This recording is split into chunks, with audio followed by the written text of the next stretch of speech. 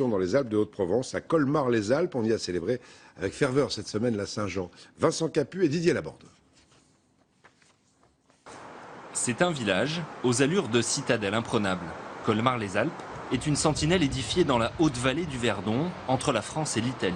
Ces fortifications du XVIIe siècle sont l'œuvre de Vauban, le célèbre architecte militaire de Louis XIV.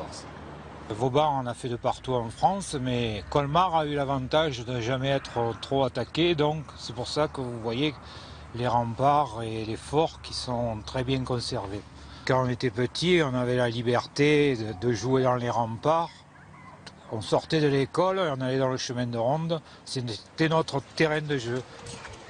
Des habitants fiers de leur patrimoine et attachés à leur tradition.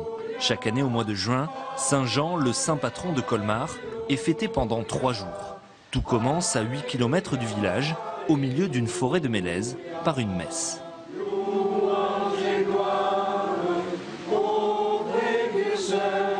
C'est celui qui protège le village Saint-Jean-Baptiste.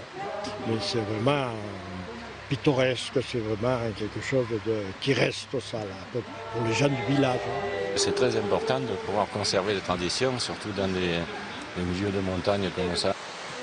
En montagne, l'eau a toujours été un bien précieux. Alors à la Saint-Jean, on bénit la source qui alimentait le village autrefois. Du Fils et du Saint-Esprit. Si on manque d'eau, c'est une catastrophe. Voilà. Il y a certaines années où il n'y a pas d'eau du tout en plus. Mais là, on est comblé.